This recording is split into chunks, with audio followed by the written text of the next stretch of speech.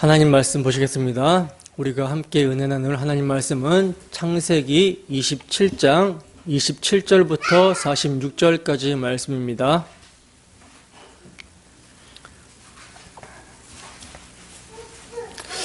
본문이 길기 때문에 33절부터 40절까지만 우리가 함께 봉독하도록 하겠습니다. 시작. 이삭이 심히 크게 떨며 이르되 그러면 사냥한 고기를 내게 가져온 자가 누구냐? 내가 오기 전에 내가 다 먹고 그를 위하여 축복하였은즉 그가 반드시 복을 받을 것이니라. 에서가 그의 아버지의 말을 듣고 소리질러 슬피 울며 아버지에게 이르되 내 아버지여 내게 축복하소서 내게도 그리하소서. 이삭이 이르되 내 아우가 와서 속여 내 복을 빼앗았도다. 에서가 이르되 그의 이름을 야곱이라 함이 합당하지 아니하니까 그가 나를 속임이 이번이 두 번째니이다. 전에는 나의 장자의 명분을 빼앗고 이제는 내 복을 빼앗았나이다. 또 이르되 아버지께서 나를 위하여 빌 복을 남기지 아니하셨나이까. 이삭이 에서에게 대답하여 이르되 내가 그를 너의 주로 세우고 그의 모든 형제를 내가 그에게 종으로 주었으며 곡식과 포도주를 그에게 주었으니 내 아들아 내가 내게 무엇을 할 수 있으랴. 에서가 아버지에게 이르되 내 아버지여 아버지가 빌 복이 이 하나뿐이니까 내 아버지여 내게 축복하소서 내게도 그리하소서 하고 소리를 높여 우니 그 아버지 이삭이 그에게 대답하여 이르되 내 주소는 땅의 기름짐에서 멀고 내리는 하늘 이슬에서 멀 것이며 너는 칼을 믿고 생활하겠고 내 아우를 섬길 것이며 내가 매임을 벗을 때에는 그 멍에를 내 목에서 떨쳐버리리라 하였더라. 아멘. 주권적으로 주어지는 하나님의 축복, 주권적으로 주어지는 하나님의 축복이라는 제목으로 하나님 말씀 증거하도록 하겠습니다. 우리는 지난 시간에 하나님의 뜻과 상관없이 자기의 뜻과 자기 사랑의 방편에서 큰아들 에서에게 축복을 하려고 했었던 영적으로 눈이 어두워졌었던 이삭의 모습과 또 눈에 보이지 않는 하나님의 언약보다는 눈에 보이는 세상의 가치와 육적인 소욕을 따라 자기 배를 위해서 살았던 에서의 모습, 그리고 이삭이 하나님의 뜻을 거스려서 에서에게 축복을 하려고 하니까 이를 막아서기 위해서 이삭과 똑같이 자기 사랑의 방편에서 하나님의 뜻을 인간적인 방법으로 이루려고 시도하는 리브가의 거짓된 모습, 그리고 어머니 리브가의 말을 듣고 형의 옷을 입고 거짓으로 아버지를 속여서 축복을 받아내는 야곱의 모습을 살펴봤었습니다. 기억이 나십니까? 우리는 이러한 네 사람의 모습을 통해서 어떤 본받을 만한 선한 모습이 아니라 하나님 앞에서 정말 부패하고 타락한 죄인의 모습이 어떤 모습인지를 알 수가 있었죠. 특별히 이삭과 리브가의 모습을 통해서는요, 이들이 하나님의 뜻을 정말 계시로 받았음에도 불구하고 그 뜻과 상관없이 자신의 뜻과 자기 사랑의 방편에서 행하는 모습을 보면서 하나님의 신실하심이 아니면 인간에게는 소망이 없다라는 사실을 알 수가 있었어요. 성경은 이들의 모습이 누구의 모습이다? 우리의 모습이라는 것을 거울로 보여주고 있는 거라고 말씀을 드렸었죠. 근데 여러분, 우리는 정말 이렇게 하나님의 뜻과 상관없이 저마다 자기의 뜻과 자기 사랑과 자기의 육신의 소욕대로 행하는 자들의 모습 속에서 무엇을 볼 수가 있었습니까? 무엇을 알 수가 있었죠? 하나님께서 이러한 저마다 타락한 그 인생들의 모습 속에서 복음을 계시하고 있다는 사실을 확인해 볼 수가 있었죠. 분명히 여러분 이삭은요, 자기의 뜻과 자기 사랑의 방편에서 육신의 소욕대로 큰아들 에서에게 축복을 하려고 했어요. 또 이 사실을 알게 된 리브가도 역시 자기 중심적인 자기 사랑의 방편에서 야곱에게 축복을 받게 하려고 이삭을 속일 계계를 꾸며서 야곱에게 맏아들 에서의 옷을 입히고 염소 2마리를 잡아서 그 털로 야곱의 손과 목에 입혔어요. 그리고는 별미를 만들어서 이삭에게 가지고 들어가게 합니다. 그래서 야곱은 그렇게 형의 옷을 입고 자신의 몸을 염소털로 형의 몸처럼 꾸며서 별미를 가지고 이삭에게 들어가서 자신이 맏아들 에서라고 거짓으로 이삭을 속여서 축복을 받았어요. 정말 선한 모습이라고는 전혀 찾아볼 수 없었고 하나님의 뜻과 전혀 상관없이 자기 뜻을 위해서 육신의 소욕대로 행하는 자들의 적나라한 모습을 성경은 있는 모습 그대로 기록을 하고 있었습니다. 그런데 이러한 이들의 모습 속에서 하나님은요, 당신의 맏아들 예수 그리스도의 십자가 대속의 피를 힘입어, 그러니까 그 피의 옷을 입고 오는 자를 이삭이 눈이 보이지 않았던 것처럼, 그래서 분별하지 못한 것처럼 속아 주신다라는 것을 계시하고 있었다라는 거예요. 야곱이 입은 그 맏아들 에서의 옷, 그가 손과 목에 입은 염소의 털, 또 그가 아버지께 들고 간 떡과 포도주, 다 뭘 가리키고 있습니까?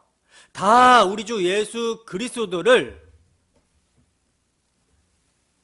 가리키고 있었다라는 거예요. 참 장자이신, 참 맏아들 대신 예수 그리스도, 하나님이 유일하게 기뻐하시는 우리 구주 예수 그리스도를 상징과 모형과 그림자와 예표로 계시하여 보여주고 있었다라는 거예요. 인간의 그 타락상이 적나라하게 드러나는 가운데 말입니다. 하나님을 속여야지만 살 수 있으니까 속이기 위해 맏아들 예수의 옷을 입고 들어가는 자들을 하나님께서는 속지 아니하시고 속아 주심으로 양자, 아들 삼아 주심의 은혜를 계시해 주고 있었다라는 거예요. 여러분, 말씀을 통해서 하나님의 뜻과 관계없이 자기 중심적으로 행하며 자기 사랑의 방편으로 육신의 소욕대로 살아가고 있는 우리의 모습이 폭로가 되십니까? 그런데 그럼에도 불구하고 이러한 우리를 각성케 하시고 이러한 죄인의 그 타락상을 통해서 우리의 모습이 그러한 모습임을 깨닫게 하시고 당신의 아들의 십자가 대속의 피의 옷을 입도록 믿게 하시며 아들로 받아주시는 그 은혜가 우리에게 참으로 은혜가 되고 있냐는 거예요. 은혜가 되고 있습니까? 참되신 하나님, 언약이 신실하신 하나님, 그 은혜의 하나님을 오늘도 찬양합니다. 오늘도 그 은혜가 참으로 우리에게 은혜가 되기를 소원합니다. 우리는 이렇게 지난 시간에 하나님의 뜻과 상관없이 자기의 뜻을 위해서 육신의 소욕대로 행하는 자들의 적나라한 모습 속에서 하나님이 어떻게 복음을 계시하고 있는지를 살펴봤다면 오늘은요, 인간의 행위와 상관없이 어떻게 주권적으로 하나님께서 당신의 축복을 주시고 있는지, 그리고 그 축복의 내용은 무엇인지에 대해서 살펴보도록 하겠습니다. 본문 27절에서 29절 말씀 함께 읽어보도록 하겠습니다. 시작. 그가 가까이 가서 그에게 입맞추니 아버지가 그 옷의 향치를 맡고 그에게 축복하여 이르되 내 아들의 향치는 여호와께서 복 주신 밭의 향치로다. 하나님은 하늘의 이슬과 땅의 기름짐이며 풍성한 곡식과 포도주를 내게 주시기를 원하노라. 만민이 너를 섬기고 열국이 내게 굴복하리니 내가 형제들의 주가 되고 내 어머니의 아들들이 내게 굴복하며 너를 저주하는 자는 저주를 받고 너를 축복하는 자는 복을 받기를 원하노라. 아멘. 자, 지금 보시면 이 말씀은 이삭이 야곱에게 축복을 하는 내용이거든요. 제가 반대로 얘기했네요. 이삭이 야곱에게 축복을 하고 있는 내용인데, 이삭의 축복은요, 단순히 육적인 복을 비는 것이 아니라 언약의 계승자로서 그 언약에서 비롯되는, 그 언약으로 말미암는 복을 빌고 있는 거예요.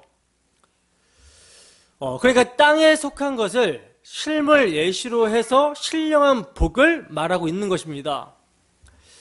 여러분, 신령한 복 안에서 이 세상의 것들도 누릴 수 있게 되는 것이지, 언약 안에서 주어지는 하늘의 신령한 복을 누리지 못하면, 다른 말로 하나님과의 관계성이 올바르지 못하면 이 세상의 모든 것들이 다 헛된 것입니다. 하나님과의 그 참으로 바른 올바른 관계 속에서 이 세상의 것들도 우리가 누릴 수가 있는 것이지, 하나님과의 관계가 바르지 못하면, 언약의 복을 누리고 있지 못하면 이 세상의 것들은요, 참으로 헛된 거예요. 물거품처럼 사라져버릴 것입니다. 이것을 우리가 늘 인식을 하고 있어야 되는 거예요. 무엇이 우선순위냐? 자, 이렇게 이삭은 하늘에 속한 신령한 복을 야곱에게 빌어주고 있는데, 그 내용을 좀 보시면, 내 아들의 향치는 여호와께서 복 주신 밭의 향치로다 하고 말씀을 합니다. 여기서 내 아들의 향치, 이것은 여러분 무엇에 대한 그림자일까요? 아들의 향치. 구약 성경에 보면 제사를 드릴 때 이렇게 화제로 드리게 하거든요. 불에 태워서 드리면서 그 탄 냄새를 하나님께서 기뻐 받으신다, 향기로운 냄새로 받으신다라고 말씀을 하고 있는데, 내 아들의 향치, 이 향치는요, 예수 그리스도께서 아버지의 뜻을 따라 택하신 백성들을 위하여 자신을 버리사 향기로운 제물과 희생 제물로 하나님께 드려지게 되는 것을 말하는 거예요. 에베소서 5장 2절 말씀 함께 읽어보겠습니다. 시작. 그리스도께서 너희를 사랑하신 것 같이 너희도 사랑 가운데서 행하라. 그는 우리를 위하여 자신을 버리사 향기로운 제물과 희생 제물로 하나님께 드리셨느니라. 아멘. 내 아들의 향치는 이 향치를 가리키는 거예요. 그리고 그 아들 예수 그리스도의 향치, 그러니까 그 예수 그리스도의 십자가 구속 성취와 그 적용이 이루어진 밭이 물과 성령으로 거듭난 성도입니다. 그래서 성도는 그리스도를 아는 냄새를 나타나게 된다는 거예요. 그리스도를 아는 냄새를 풍기게 된다는 거죠. 이것을 아버지가 기쁘게 받으신다는 것입니다. 자, 고린도후서 2장 14절에서 15절 말씀 함께 읽어보도록 하겠습니다. 시작. 항상 우리를 그리스도 안에서 이기게 하시고 우리로 말미암아 각 처에서 그리스도를 아는 냄새를 나타내시는 하나님께 감사하노라. 우리는 구원받은 자들에게나 망하는 자들에게나 하나님 앞에서 그리스도의 향기니. 아멘. 자, 그리고 이제 계속해서 이삭은요, 하나님은 하늘의 이슬과 땅의 기름짐이며 풍성한 곡식과 포도주를 내게 주시기를 원한다라고 말씀하고 있는데, 이것이 여러분 1차적으로는요, 그리스도께서 임하여 십자가 대속을 성취하실 가나안 땅, 약속의 땅을 말하는 거예요. 1차적으로는. 그리고 궁극적으로는 뭡니까? 궁극적으로는요, 예수 그리스도로 말미암아 예수 그리스도의 구속 성취와 성령이 임함으로 말미암는 그 적용, 구속 성취의 적용으로 말미암아 하나님께서 택하신 백성들의 기업이 되실 것을 말씀하고 있는 거예요.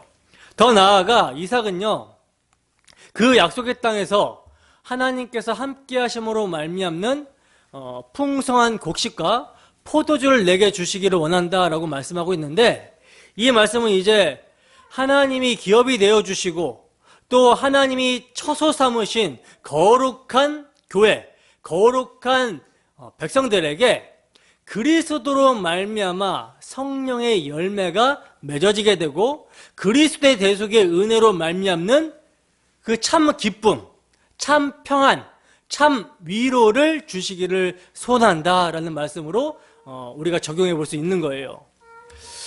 그리고 이삭은 또 만민이 너를 섬기고 열국이 내게 굴복하리니 내가 형제들의 주가 되고 내 어머니의 아들들이 내게 굴복하며 너를 저주하는 자는 저주를 받고 너를 축복하는 자는 복을 받기를 원한다라고 말씀하고 있는데, 우선 이 말씀이 1차적으로는 요셉을 통해서 이루어집니다.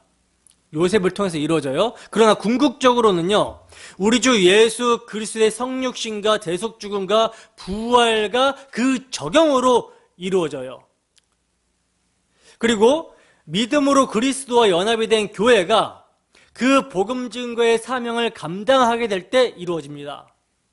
복음과 복음을 주신 주님을 영접하는 사람은 복을 받게 되는 것이고, 그것을 거부하고 배척하는 사람은 저주를 받게 될 것임을 말씀하고 있는 거예요.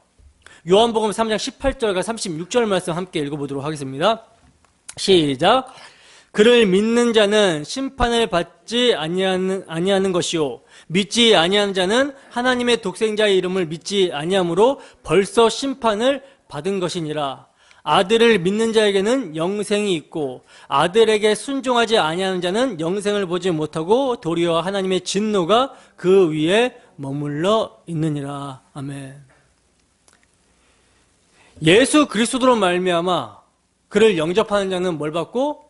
복을 받고 영생을 받고, 그를 배척하고 거부하는 자는 저주를 받는 거예요.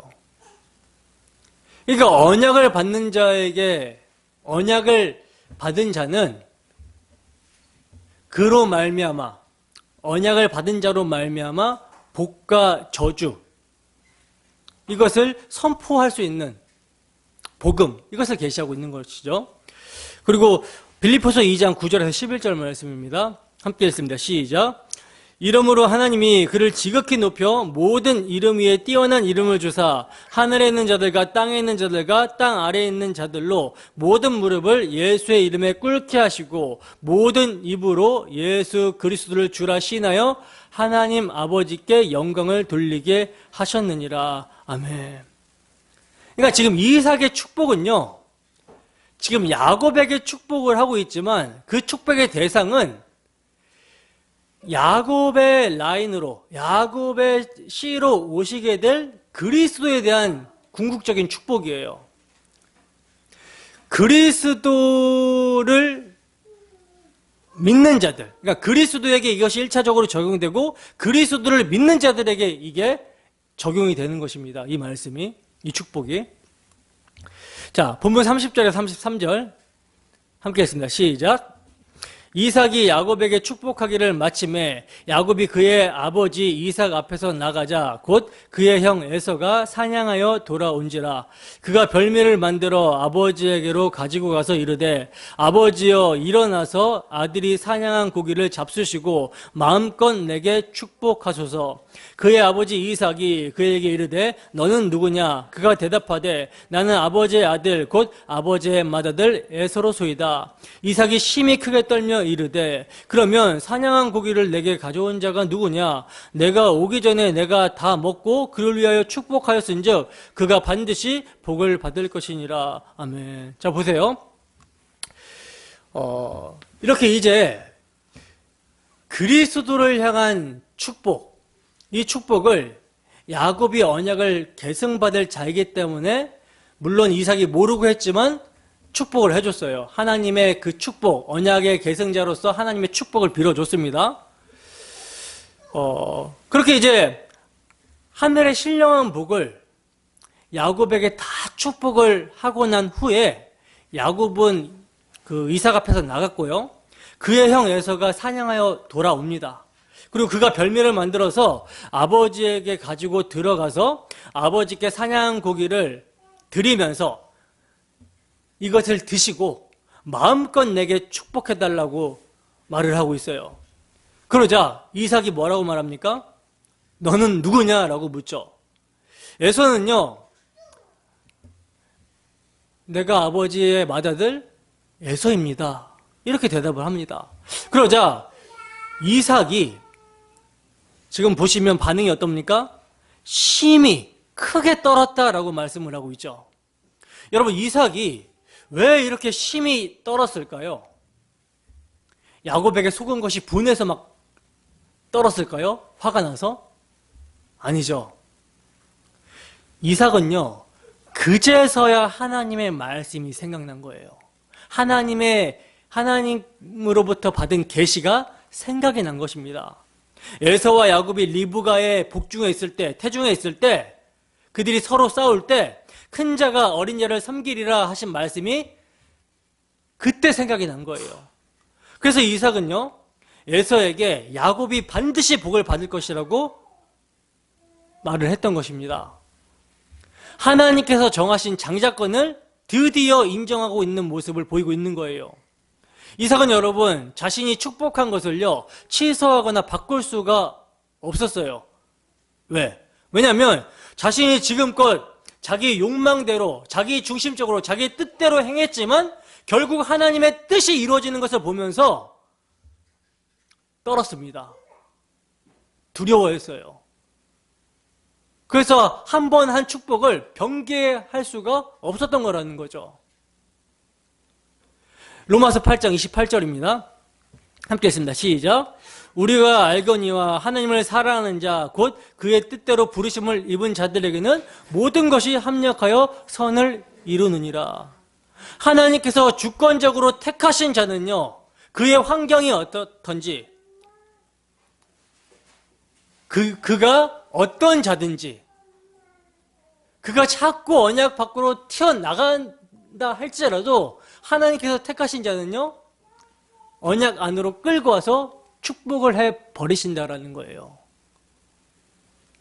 이것이 참 우리와 같은 죄인들에게는 소망의 말씀이 되는 것이죠. 하나님께서는 당신이 정하신 뜻이 어떠한 상황과 환경을 만난다 하더라도 모든 것을 합력하여 그 뜻을 이루어 가도록 만드신다라는 것입니다. 이것이 우리의 지혜보다 뛰어나신 하나님의 지혜이며 하나님의 주권이며 하나님의 전능하심이에요.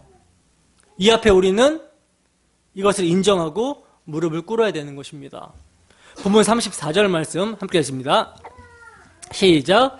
에서가 그의 아버지의 말을 듣고 소리질러 슬피 울며 아버지에게 이르되 내 아버지여 내게 축복하소서 내게도 그리하소서. 아멘. 자, 여러분, 에서는요, 야곱이 반드시 복을 받을 것이라는 아버지의 말을 듣자 펑펑 울면서 자신에게도 축복해달라고 아버지에게 매달립니다. 근데 여러분들은 이렇게 소리를 지르면서 축복해달라고 매달리는 에서가 이해가 되십니까?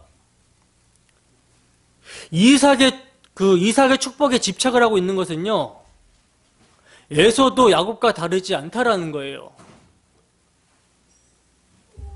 에서가 왜 이렇게 아버지의 축복에 집착을 하고 있을까요? 이건요, 당시에는 하나님의 축복이 아버지를 통해서 이어진다라고 생각을 했기 때문입니다. 그래서 슬피 울면서 복을 달라고 매달렸던 거예요. 그러나 그렇게 울면서 축복을 구하는 에서에게 이삭은 뭐라고 말합니까? 내가 그를 너의 주로 세우고 그의 모든 형제를 내가 그의 종으로 주었으며 곡식과 포도주를 그에게 주었으니 내 아들아 내가 내게 무엇을 할 수 있으랴 하고 말을 합니다. 축복은 모두 야곱에게 줘버렸기 때문에 에서에게 줄 것이 없다라는 거예요. 근데 그럼에도 에서는요, 끈질기게 복에 집착하여서 내 아버지여, 아버지가 빌 복이 이 하나뿐이니까 내 아버지여 내게도 축복하소서 내게도 그리하소서 하고 소리 높여 울고 있는 모습을 보이고 있어요. 그리고 이렇게 우는 에서에게 이삭이 축복한 말씀이 39절에서 40절 말씀입니다. 함께 읽어보겠습니다. 시작. 그 아버지 이삭이 그에게 대답하여 이르되 내 주소는 땅의 기름짐에서 멀고 내리는 하늘 이슬에서 멀 것이며 너는 칼을 믿고 생활하겠고 내 아우를 섬길 것이며 내가 매임을 벗을 때에는 그 멍에를 내 목에서 떨쳐버리라 하였더라. 아멘. 자, 보세요. 여러분, 지금 에서의 축복을 우리가 읽었는데 이삭이 에서에게 축복한 내용을 우리가 읽었는데 이 에서의 축복을 야곱의 축복과 비교해 보면요, 에서의 축복은 사실 축복이라고 할 수가 없죠. 그죠? 오히려 저주라고 하는 것이 맞을 것입니다. 먼저는 내 주소는 땅의 기름짐에서 멀고 내리는 하늘 이슬에서 멀 것이라고 말씀을 하고 있는데, 이것은요, 하늘의 이슬과 땅의 기름짐을 약속하고 있는, 즉 하나님께서 기업이 되어 함께 해주시겠다라고 하는 야곱의 축복, 이 축복과는 분명히 상반된 것이죠. 그리고 하나님과의 관계성 속에서 누리게 되는 풍요와는 달리 빈곤을 연상케 하는 내용이 에서의 복이에요. 이것은 그러니까 누가 들어도 축복이 아니라 저주에 가깝습니다. 또한 에서는 칼을 믿고 생활하게 될 것이라고 말씀을 하고 있고, 아우인 야곱을 섬기게 될 것이라고 말하는 것 역시 축복이라고 할 수 없어 보이죠. 그렇다면 여러분, 이삭은 에서를 저주한 것일까요? 이것이 오늘 우리가 본문에서 살펴봐야 되는 내용인데, 우선 먼저 생각해 봐야 될 것은요, 아브라함과 이삭, 야곱, 이들 모두는 하나님의 언약 안에 있는 사람들이었다라는 거예요. 하나님의 주권적인 선택과 하나님의 찾아오심과 하나님과의 언약을 맺고 그 언약을 계승받는 사람들이라는 것입니다. 따라서 이삭의 축복의 내용도 하나님의 언약의 관점, 언약의 시각에서 생각을 해야 된다는 것이죠. 그렇지 않으면 야곱의 축복과 에서의 축복이 서로 어떻게 연결이 되는지를 알 수 없게 됩니다. 이게 지금 서로 연결이 되는 거거든요. 여러분, 이삭이 야곱과 에서에게 축복한 내용을 보면요, 이건 일반 가정에서 아버지가 자식에게 축복한 것으로 볼 수가 없다는 거예요. 이것이 만약에 일반적으로 아들을 향해서 축복하는 아버지의 축복이라면 이삭이 에서에게도 야곱과 동일한 축복을 하지 못할 리가 없습니다. 동일한 축복을 해줘도 되는 것이죠. 근데 이삭은 야곱에게 복을 줬기 때문에 에서에게는 줄 것이 없다라고 말을 하고 있어요. 이것을 보면요, 복이라는 것은, 하나님의 축복이라는 것은 어느 한쪽으로만 향하고 이어지고 있는 것이지, 내가 받고 싶습니다, 주세요라고 한다라고 해서 아무에게나 주어지는 것이 아니라는 사실을 우리가 알 수 있다는 것이죠. 우리는 흔히 복에 대해서 생각할 때 어떻게 생각합니까? 복은 복을 받을 만한 조건이 있어야 된다라고 생각을 하게 되잖아요. 때문에 그렇게 보게 되면 복은 야곱에게서보다는 에서에게로 가는 것이 옳아 보인다라는 것이죠. 왜냐하면 에서는 지금 야곱에게 속임을 당하여 복을 빼앗긴 것처럼 보여지기 때문이라는 거예요. 그러면 우리 생각에는 어떻게 합니까? 우리 생각에는 이거 지금 에서가 복을 빼앗긴 거니까, 야곱에게 속아서 복을 빼앗긴 거니까 이거 취소하고 무효하고 다시 에서에게 축복을 해주면 될 것 같은데, 그런데 이삭은 그렇게 하고 있지 않다라는 거예요. 왜냐하면 이삭은 지금 하나님의 뜻이 에서가 아니라 야곱에게로 향해 있음을 알았기 때문이라는 것이죠. 여러분, 이삭은 자신이 지금껏 자기 마음대로 에서를 축복하려고 했어요. 그리고 그렇게 할 수 있다라고 믿었습니다. 그러나 그가 그렇게 행한 결과가 뭐예요? 에서에게 축복을 한 것이 아니라 야곱에게 축복을 해버린 것이죠. 바로 이 사실로 말미암아 이삭은요, 자신이 지금껏 하나님의 약속을, 하나님의 뜻을 대적하고 있었다라는 사실을 깨닫습니다. 깨닫게 되었기 때문에 그러한 시점에서 또다시 하나님의 뜻에 대적을 할 수가 없었던 거예요. 그렇다면 여러분들이 볼 때 에서가 어떻게 보입니까? 에서는 억울하게 축복을 빼앗긴 것처럼 보입니까? 그래서 억울할 것 같습니까? 표면적으로 보면요, 에서가 굉장히 억울한 것처럼 보이지만 실상은 에서 역시 야곱과 다르지 않은 인간이라는 거예요. 본문 36절 함께 읽어보겠습니다. 시작. 에서가 이르되 그의 이름을 야곱이라 함이 합당하지 아니하니이까 그가 나를 속임이 이것이 두 번째니이다. 전에는 나의 장자의 명분을 빼앗고 이제는 내 복을 빼앗았나이다. 또 이르되 아버지께서 나를 위하여 빌 복을 남기지 아니하셨나이까. 아멘. 보시면 에서는요 이삭에게 야곱이 지금 자신을 두 번이나 속였다고, 처음에는 장자의 명분을 빼앗더니 이번에는 내 복을 빼앗아갔다고 자신의 억울함을 호소하고 있어요. 그러니까 자신은 야곱에게 피해를 입었다라는 것입니다. 즉 자신은 옳고 야곱은 사기꾼이고 나쁜 놈이라는 거예요. 그러나 과연 성경에서 에서를 그렇게 평가하고 있는가? 히브리서 12장 16절에서 17절 말씀입니다. 함께 했습니다. 시작. 음행하는 자와 혹 한 그릇 음식을 위하여 장자의 명분을 판 에서와 같이 망령된 자가 없도록 살피라. 너희가 아는 바와 같이 그가 그 후에 축복을 이어받으려고 눈물을 흘리며 구하되 버림바가 되어 회개할 기회를 얻지 못하였느니라. 아멘. 보세요. 성경은 에서를 어떻게 말씀을 하고 있습니까? 어떻게 평가하고 있죠? 망령된 자다라고 평가를 하고 있죠. 에서의 망령됨은요, 한 그릇 음식을 위해 장자의 명분을 팔아버린 거예요. 그리고 성경은 이것을 음행하는 자와 같이 말합니다. 즉 음행이나 한 그릇 음식을 위하여 장자의 명분을 판 것이나 망령됨에 있어서 동일하다라고 말씀을 하고 있다는 거예요. 여러분, 음행은 무슨 뜻입니까? 음행이 무슨 뜻이에요? 신부가 신랑을 두고 다른 남자를 사랑하는 거, 이게 음행이죠. 즉 신랑과의 관계가 끊어지게 되는 거예요.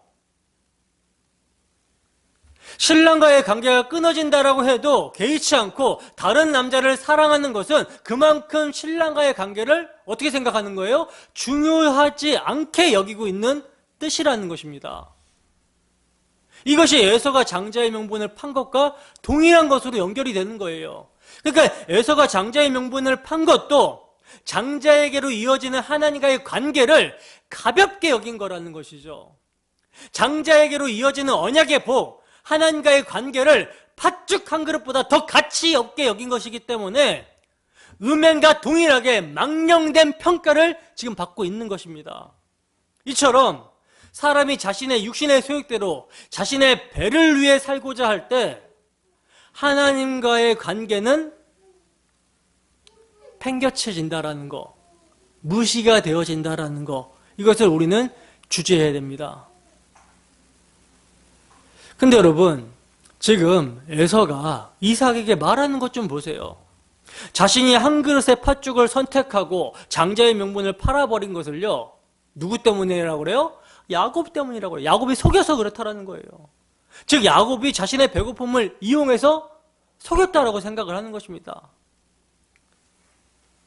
자신이 장자에게로 이어지는 하나님의 언약의 복을 가벼이 여기고 망령되게 행동한 것에 대해서는 생각하지도 않고 모든 원인을 야곱에게 두고 있어요.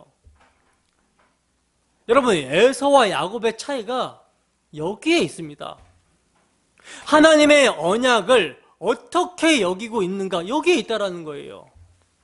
물론 야곱 또한 주권적으로 오직 은혜로 말미암아 주어지게 되는 그 하나님의 언약의 복을 인간적인 어떠한 노력과 열심으로 취해 보겠다라고 하는 인본주의적인 육의 모습이 있지만 하나님의 언약의 복을 받고자 하는 간절함이 야곱에는 있다라는 것입니다.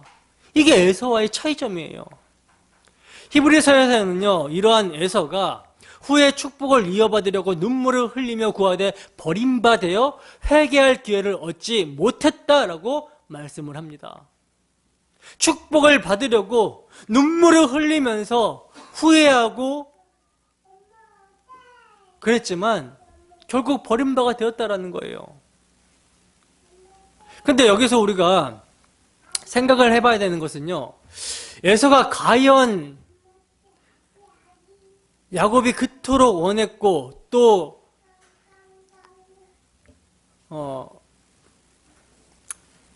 야곱이 받은 그 복을 구했음에도 못 받은 것인가? 이걸 좀 생각해 봐야 되는 것이죠. 에서가 과연 야곱이 그토록 원했던 복, 야곱이 받은 그 복을 구했는데 못 받은 것인가? 이걸 생각해 보자는 거예요. 장자의 명분과 복은요, 같은 선상에 있는 거거든요. 야곱이 장자의 명분을 원한다라는 것은요, 하나님께 택함을 받은 줄기 안에 있기 위함이었고, 그가 받은 복도 그 줄기로부터 오실 그리스도를 통한 복이었어요. 그런데 에서는 그 장자의 명분을 가볍게 여겨 팔아버렸습니다. 망령되게 행동했다는 것이죠. 그러니까 에서가 지금 눈물을 흘리면서 이삭에게 구하고 있는 복은 뭐겠습니까? 야곱이 구한 장자의 복, 즉 메시아 언약이 아니라 아버지의 그 육신의 것들을 상속하는 그 상속의 복, 세속의 복, 육신의 복이었다는 사실을 우리가 알 수 있다는 거예요. 그러니까 이삭이 그에게 빌어줄 복이 전혀 없는 것입니다. 왜? 이삭은 지금 어떤 복을 빌었어요?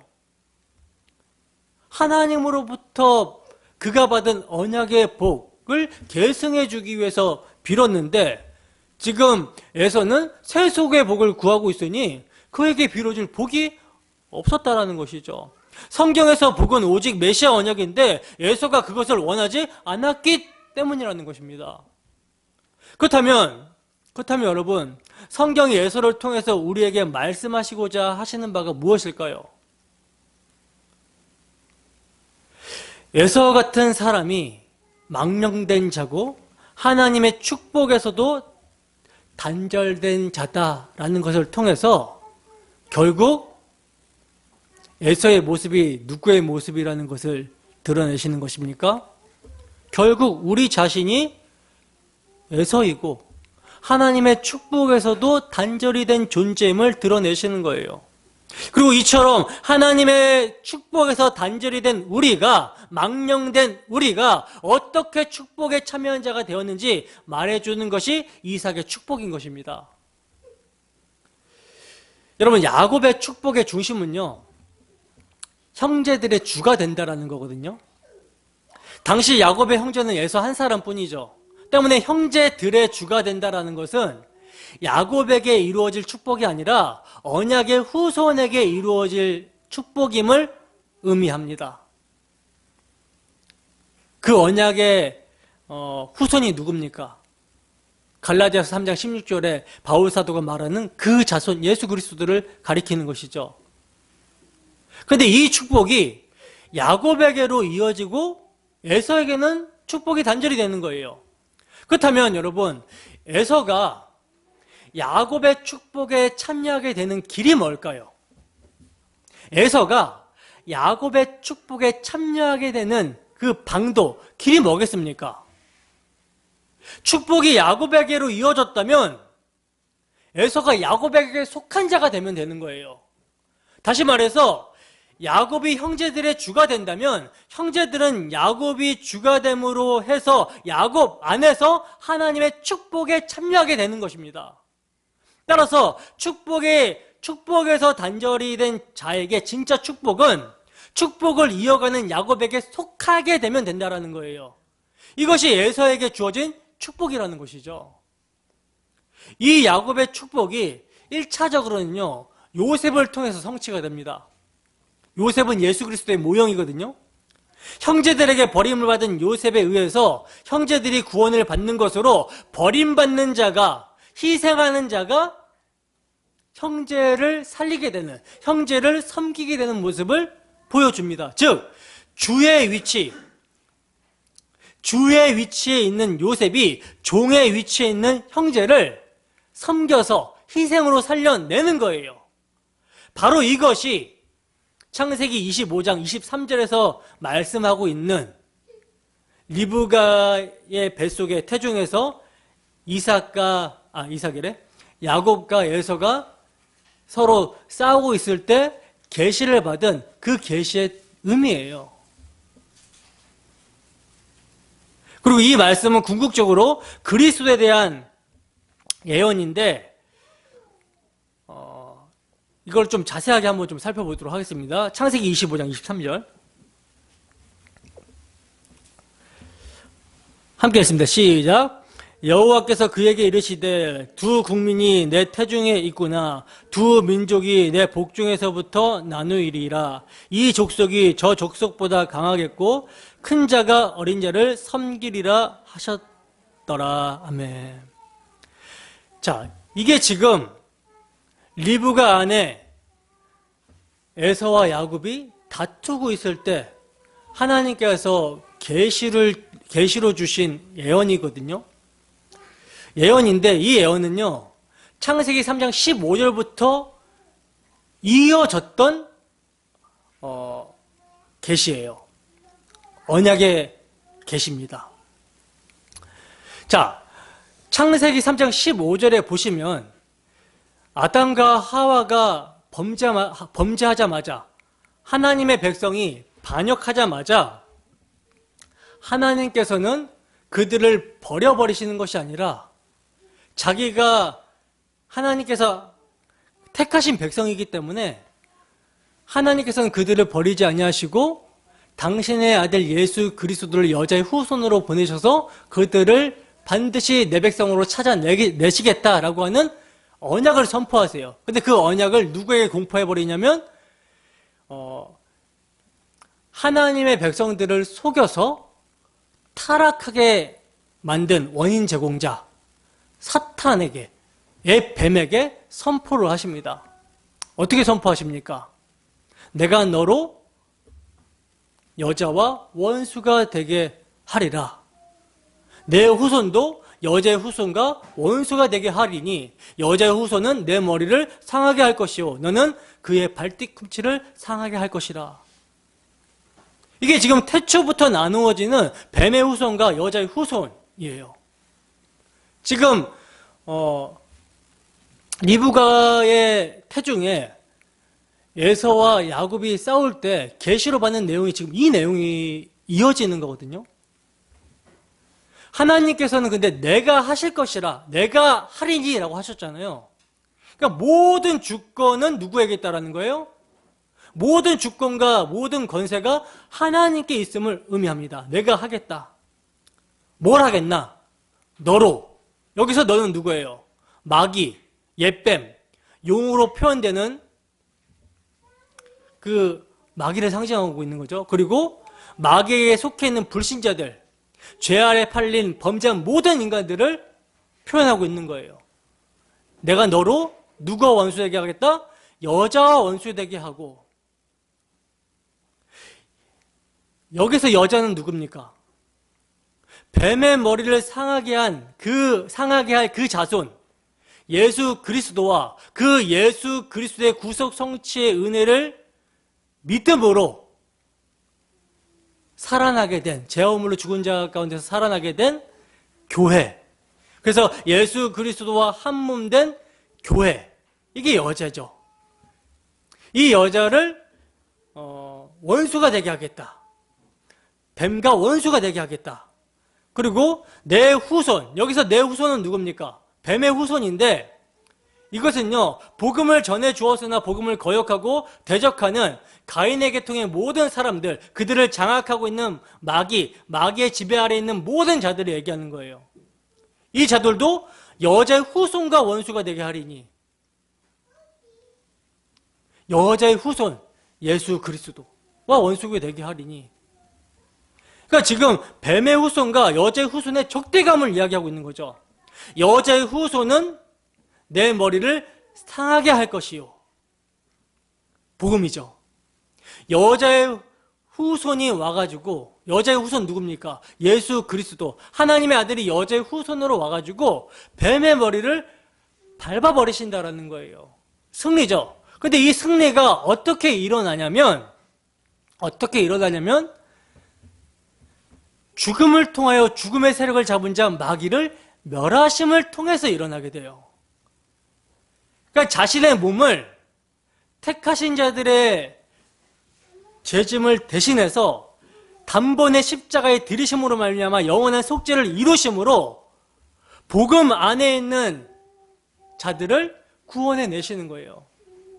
창세전에 택하신 자기 백성들을 구원해 내셔서 그 복음으로 다시는 마귀의 정죄나 지배나 이런 것들을 받지 않게끔 만들어 내시는 것입니다. 다시는 참소할 수 없게끔 만들어 내시는 거예요. 이것이 뭐다? 승리다. 그래서 예수님께서 뭐라고 말씀하십니까? 세상에서 너희가 환난을 당할 거다. 환난을 당한다라는 말은 마귀가 발악하고 대적한다라는 거죠.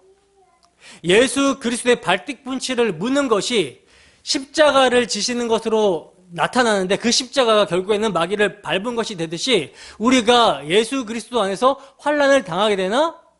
담대하라. 내가 세상을 이기었노라 하시니라. 우리가 예수님처럼 이기게 된다는 거예요.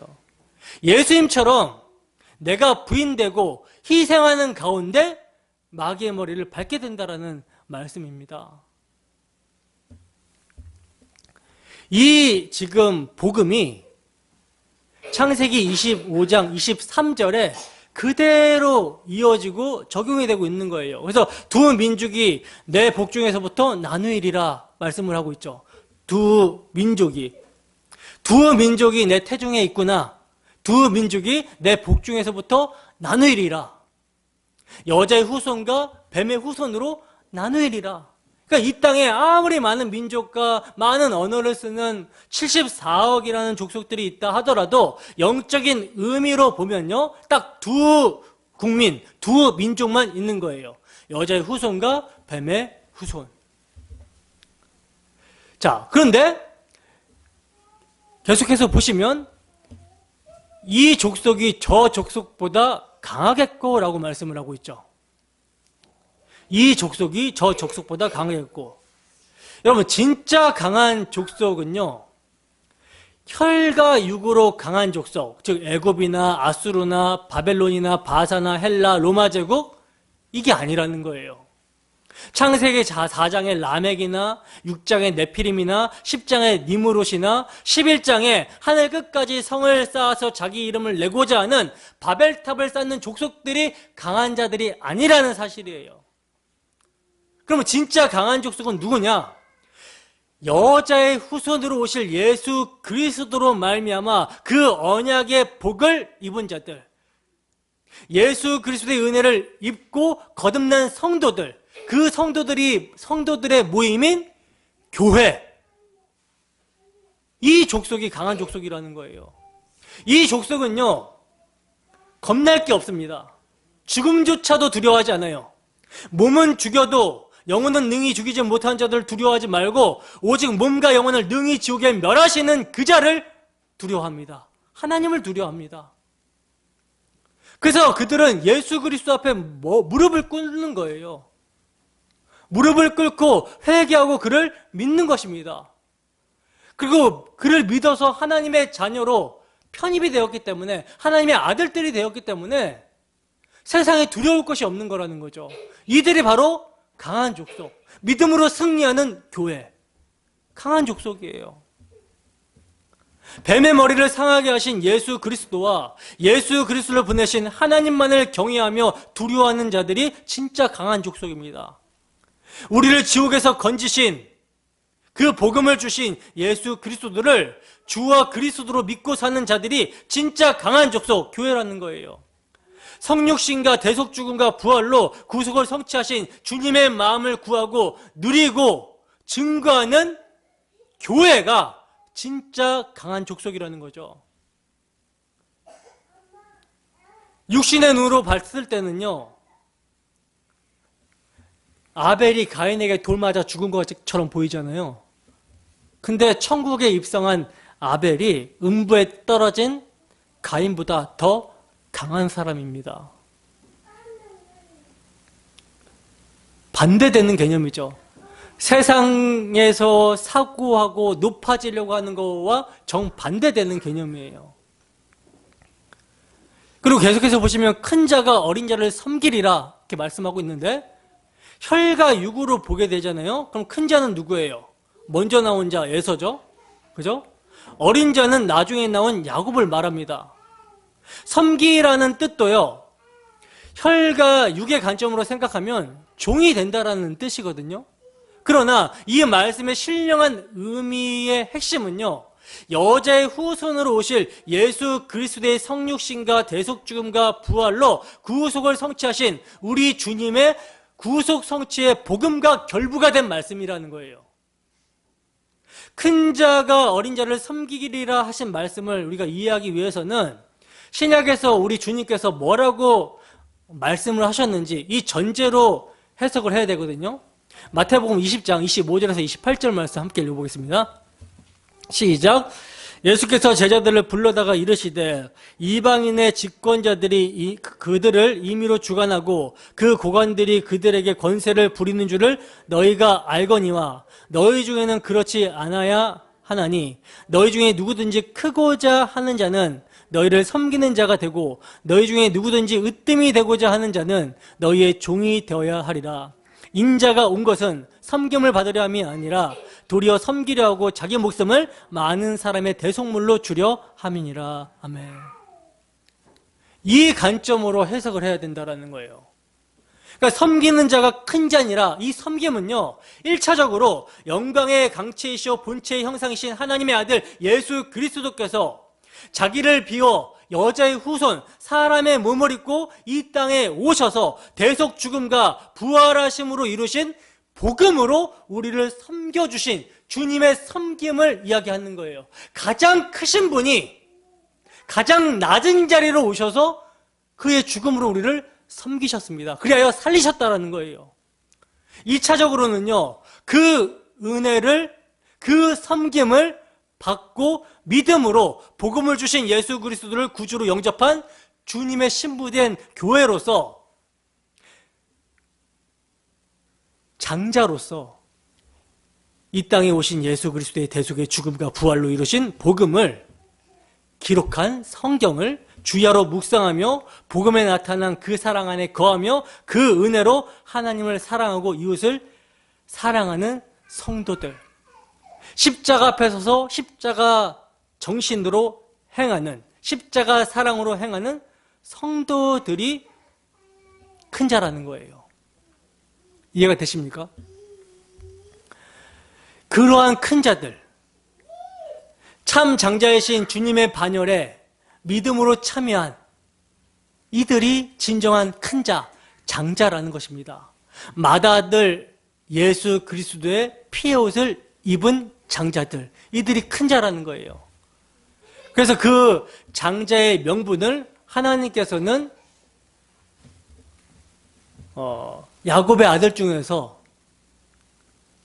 가장 높은 곳에 총리로 올라간 요셉이 종들인 형들을 섬김을 통해서 희생을 통해서 살려내는 모습으로 드러내셨던 것입니다.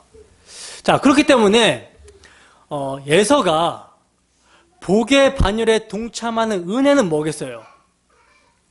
예서의 멍에가, 그러니까 예서의 제 멍에가 벗겨질 수 있는 것은 무엇 때문에 벗겨질 수 있겠습니까? 야곱에게 주어진 언약을 믿을 때 벗겨지는 거예요.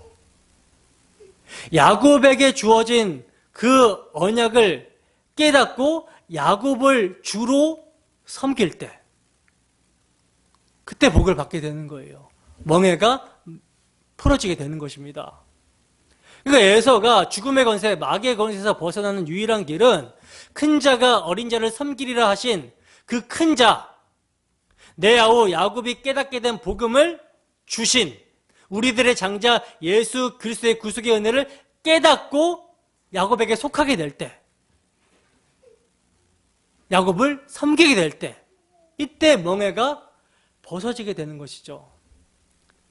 즉 복음을 믿을 때에만 마귀의 권세에서 해방되는 유일한 길임을 계시를 해주고 있는 것입니다. 이것을 여러분 우리에게 적용해 보면요, 사실 우리 또한 창세기 3장 15절에 하나님께서 내가 하리니 라고 하셨을 때 원래 우리는 누구의 편이었습니까? 아담과 하와는요, 하나님을 반역하고 배신함으로 말미암아 지금 누구의 편이 되어버렸어요? 사탄, 마귀의 편이 되어버렸어요. 근데 하나님께서는 마귀의 머리, 뱀의 머리를 밟고 내 백성을 끌어와서 여자의 후손의 라인에 편입시키겠다라고 하신 거예요. 그러니까 우리는 아담 안에서 범죄했기 때문에 그 관점으로 보게 되면 원래 우리는 뱀의 후손입니다. 뱀의 후손이에요. 반역한 자들이에요. 그리고 리브가가 그 뱃속에 아이들이 싸울 때 계시를 받은 이 계시의 말씀을 통해서도 보면은 우리는요, 사실 에서가 받은 복을 받을 자들이에요. 에서가 받은 복, 그러니까 저주와 같은 그런 자들이라는 거죠. 에서와 같은 뱀의 후손의 라인에 있었다라는 거죠. 근데 이런 우리가, 이방 민족이었던 우리가 언약에 대해서는 외인이요, 약속들에 대해서도 외인이요, 세상에 소망도 없고 하나님도 없고 육신에 속해서 육신의 소욕대로 마음에 원하는 것을 하여 본질상 진노의 자녀였던 우리가 어떻게 하나님의 자녀로 편입이 되었습니까? 복음을 듣고 믿음으로 하나님의 가족의 반열에 참여하게 되었다는 거예요. 큰 자이신 예수님의 섬김, 그 십자가 복음 앞에 무릎을 꿇고 나는 그분을 그렇게 못 박아 죽인 죄인인데, 요셉의 표현대로, 요셉의 이야기대로 한다면 나는 내 형제 요셉을 죽으라고 팔아 넘긴 자인데, 요셉은 그 형제들을 구원하는, 살려내는 모습. 나는 예수님을 십자가에 못 박아 매달은 자인데 그 예수님은 나를 살리시기 위해서 나의 죄가 되셔 하나님의 진노와 저주를 받고 나무에 달려 죽으셨다라는 사실을 깨닫게 될 때, 그때 어떻게 됩니까? 우리의 그 죄의 멍에가 풀어지게 되고 그분 앞에 무릎을 꿇고 그분을 섬기게 되는 거예요. 이 내용을 지금 말씀하고 있는 것입니다. 그렇기 때문에 에서가 복을 받으려면 누구에 속해야 된다? 야곱에게 속해야 된다. 야곱이 받은 언약, 그 언약의 복에 순종하고 야곱을 주로 섬기게 될 때 멍에, 그가 지금 가지고 있는 멍에가 풀어지게 된다는 것이죠. 그러나 계속해서 보시게 될 때 안타깝게도 에서는 야곱에게 베푼 이삭의 축복을 깨닫지를 못합니다. 그리하여 에서는 어떤 역할을 하고 있냐면 뱀의 후손의 역할을 하고 있는 모습을 보게 된다는 거예요. 본문 41절 함께 했습니다. 시작. 그의 아버지가 야곱에게 축복한 그 축복으로 말미암아 에서가 야곱을 미워하여 심중에 이르기를 아버지를 곡할 때가 가까웠은즉 내가 내 아우 야곱을 죽이리라 하였더라 더니. 아멘. 자, 보시면 에서가 야곱을 미워하여 죽이려고 한 것 자체가 이미 멍에를 메고 있는 모습이죠. 그리고 저주를 받은 자임을 보여주고 있는 거예요. 왜냐하면 29절에서 이삭이 야곱을 축복할 때 어떻게 축복했습니까? 야곱을 저주하는 자는 저주를 받는다라고 말씀을 했죠.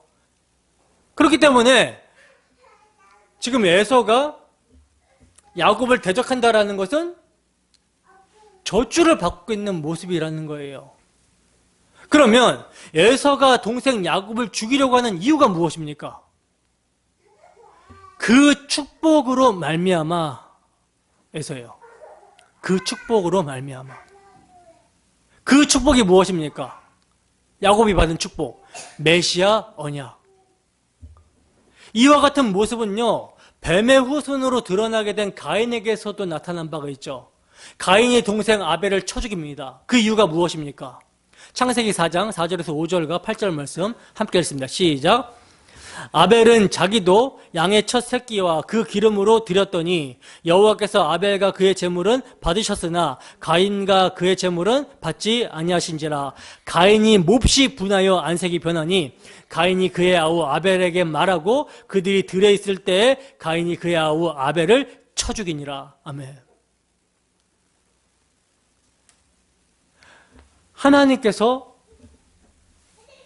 아벨의 제사는 받고 가인의 제사를 받지 아니하였더니 가인이 안색이 변해서 어떻게 해요? 동생 아벨을 쳐 죽여버리는 거예요. 언약의 라인이, 언약을 이을 라인이 아벨이다라는 것을 봤으면 그 아벨에게 순종을 해야 되는데, 그 아벨에게로 들어가야 되는데, 속해야 되는데, 그 언약을 받은 당사자니까 어떻게 하려고 그래요? 죽이려고 하는 거죠. 그리고 쳐 죽여버리는 거예요. 그리고 이 뱀의 줄기는요, 헤롯 왕을 통해서 그리스도를 죽이려고 시도하게 되고요, 로마 당국과 유대 지도자들을 통해서 십자가에 못 박혀서 예수님이 죽임당하게 되십니다. 여러분, 세상은 교회를 박해합니다. 그 이유는 그 축복으로 말미암아 야곱에게 베푸신 하나님의 축복으로 말미암아요. 그리스도인은요, 그 축복, 예수 그리스도 때문에 고난을 당하게 됩니다. 그러나 성경은 뭐라고 말씀합니까? 그 고난받음이 유익이라고 말씀하고 있죠. 아무나 고난당하는 것이 아니기 때문에 유익이라고 말씀하고 있어요. 그리고 결국 그 고난의 터널을 통과하면 주님의 사랑을 더욱 풍성하게 경험하기 때문에 유익이라고 말씀합니다. 시편 119편 71절 함께 읽습니다. 시작. 고난당한 것이 내게 유익이라. 이로 말미암아 내가 주의 율례들을 배우게 되었나이다. 아멘. 고난당하는 게 내게 유익이라.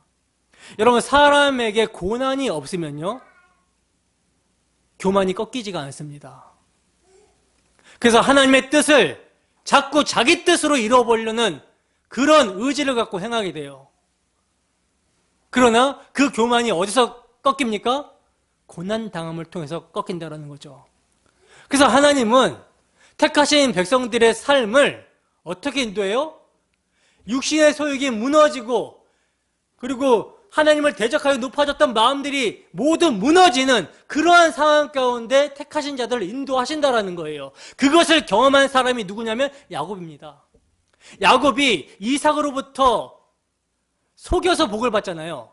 근데 그 복이 야곱에게 성취가 되는 과정이 고난으로 나타나고 있어요. 그의 인생 전체를 통해서. 야곱은요, 사랑하는 어머니와 축복을 받자마자 이별하게 됩니다.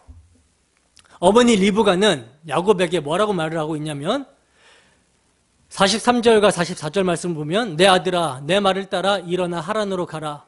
내 오라비 라반에게로 피신하여 내 형의 노가 풀리기까지 몇 날 동안 그와 함께 거주하라. 이렇게 말을 합니다. 근데 여러분, 몇 날 동안만 그와 함께 거주하라 라고 했는데 자기 힘과 자기 깨를 의지하는 야곱을 깨뜨리시는 하나님의 훈련 기간은요, 몇 날이 아니라 20년이나 되었어요. 여기서 우리는 인간의 속임수와 장깨를 하나님이 기뻐하시지 않는다라는 사실을 분명하게 알게 됩니다. 리브가는 뭐라고 얘기해요? 내 말을 따라 하란으로 가라고 했고 몇 날 동안만 거기 있으라고 말을 했어요. 그리고 내 형의 분노가 풀려 내가 자기에게 행한 것을 잊어버리거든 내가 곧 사람을 보내어 너를 거기서 불러오리라 하면서 리브가가 불러오겠다. 그러니까 내가 불러오겠다라고 말을 했습니다. 초점이 지금 다 어디에 있습니까? 리브가 자신, 자기 주체적인 모습을 보이고 있죠. 내 말을 듣고 내가 하겠다. 이러고 있어요. 그러나 하나님은요, 단 하나도 리브가의 뜻대로 되게끔 내버려 두시지 않았다라는 사실이에요. 언뜻 보면 지금 야곱이 리브가의 말을 따라서 하란으로 가고 있는 것 같잖아요. 그러나 여러분, 야곱은요, 리브가의 말을 따라 하란으로 옮겨진 것이 아니라는 거예요. 41절과 42절 보면 내가 내 아우 야곱을 죽이라 하였더니 맏아들 에서의 이 말을 리브가가 들으매 라고 말씀을 하고 있거든요. 들으매, 리브가가 들으매. 리브가가 여러분 전에는 이삭이 에서를 축복하겠다라고 하는 소리를 들었는데 이번에는 누구의 말을 듣고 있어요? 에서의 말을, 야곱을 죽이겠다라고 하는 에서의 말을 듣습니다. 이삭이 에서를 축복하겠다라고 했던 그때 그 소리도, 에서가 야곱을 죽이겠다라고 하는 지금 이 소리도 누가 듣게 하신 것입니까? 하나님이 듣게 하신 거라는 거예요. 왜 리브가의 귀에 들리게 하신 것입니까? 그리스도를 보내시는 구원 계획을 이루기 위해서, 그리고 야곱의 신앙의 훈련을 위해서 리브가가 듣게 된 것은 하나님의 보호하심이었다라는 것이죠. 그러니 야곱을 하란으로 옮기신 것은요, 리브가가 아니라, 리브가의 말 때문이 아니라 하나님이 옮기신 거예요. 그리고 몇 날이 지나면 돌아오게 할 것이라고 생각했던 리브가였지만 하나님은 야곱을 20년 동안 훈련시키셨으며 하란에서 그를 불러 올리신 분도 하나님이셨습니다. 결국 리브가의 뜻대로 된 것은 하나도 없고 다 하나님의 뜻대로 진행이 되고, 리브가가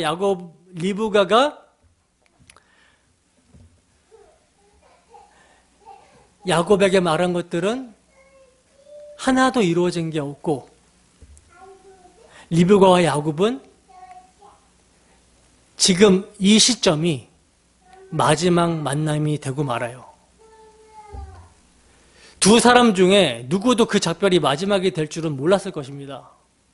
야곱이 집을 떠난 나그네의 길을 걷게 된 것은 아브라함과 이삭과 같이 하나님의 훈련, 하나님께서 그의 믿음을 연단시키시고 훈련시키시는 그 훈련이 시작이 된 것을 말하는 거예요.